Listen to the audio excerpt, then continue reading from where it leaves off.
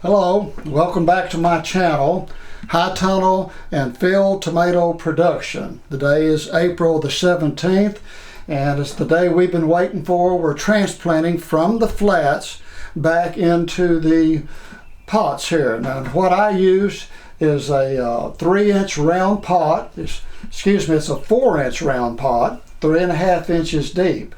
If you buy a 3 cubic foot bag of professional grower mix, you'll get about 120 of these, and so that gives you some idea. First, let me show you my tomato seedlings. These are the small plants. They're in flats. This is my preferred way to do it. I do not like to do it in a individual small cells, and so this is my method here. And the reason being, this pot is going to save you a week, at least a week, maybe more, on a mature plant. When you see a package of seeds and it says 72 days from transplant, that is from the day you put it into the soil. So this is going to save you about a week because you've got a much bigger root growing system. And something I've noticed over the years, that my plants in the flats will germinate better 68 to 70 degrees than they will at 80 degrees or more. And I had some ventilation trouble in my my greenhouse this year, and so my seeds were sporadic. Some days it got up to 85, other days it was 70, and so they didn't germinate quite right, but we're finally ready.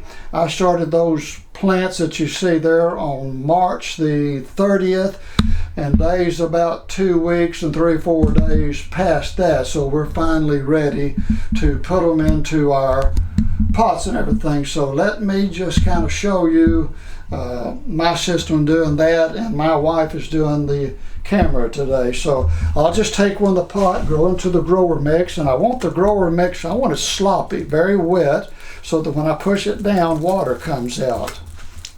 Okay, get it nice and firm, and then I will take a couple over here, and I just use my thumb, hollow out a nice opening. Goes rather quickly. And then I will take my transplants. I've got some ready here. I've been planting some. I use a fork. Get you a really nice Fiesta ware fork out of your kitchen. That always makes your wife happy. And I will lift these up. Now look right here. I've got some, really they're not ready to transplant. And then I've got these that are absolutely perfect. This is what I mean about my incomplete germination. So these right here, I will ease off, put them back in the germination flat, and give them another 4 or 5 days. And you're going to tear the roots a little bit. That's not going to hurt them. They will recover very quickly.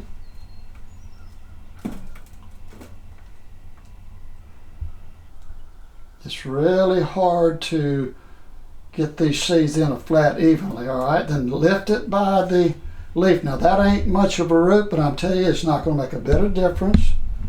I'll ease them in there, put a little bit of mix around them,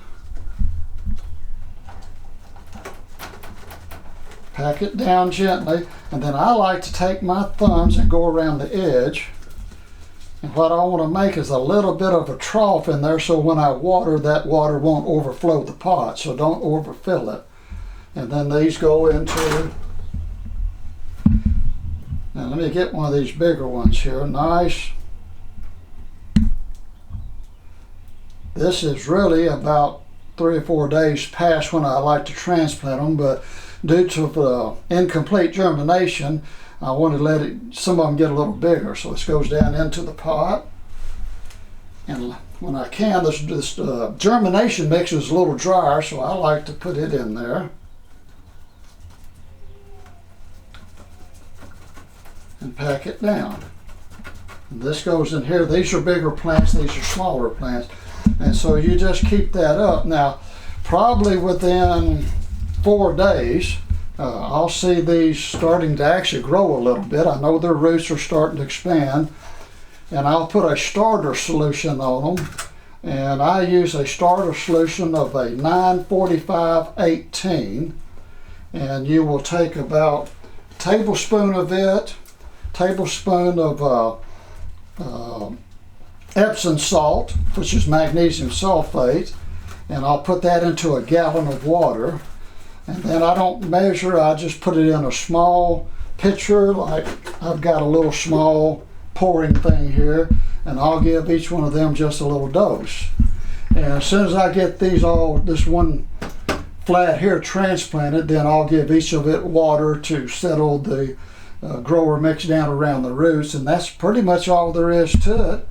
I try to keep it in this greenhouse. I want to keep it 55 degrees at night. Anything below that is just, they're not going to grow quite as well. And one of the things I've noticed about the south here, now we're fixing to go through here in a few weeks what we call blackberry winter, which will be a cold snap that always comes the end of April, 1st of May. Anytime after that, I will put my plants into the high tunnel. And the reason I'm waiting is, for one thing, I think I'm getting a lot better flavored tomatoes waiting a little bit later. And I know everybody wants early tomatoes, but if it gets down 45 or below in that tunnel, I have to put up some steel arches and put a roll cover over it. And that holds the heat in. And those roll covers are nothing more than a sheet made out of polypropylene, and it traps the heat in there. Well, that's just a whole lot of work, so why not wait a few more days? So my plan right now is watch the weather. Around May the 5th, I will put them in the high tunnel, and then of course these videos are going to get a lot more exciting. Next week I'll be irrigating the high tunnel, and then I will have my tiller down there, and we'll get ready to start making the beds up and everything. So that'll be my next video. So appreciate you watching, and I'll see you next time. Thank you.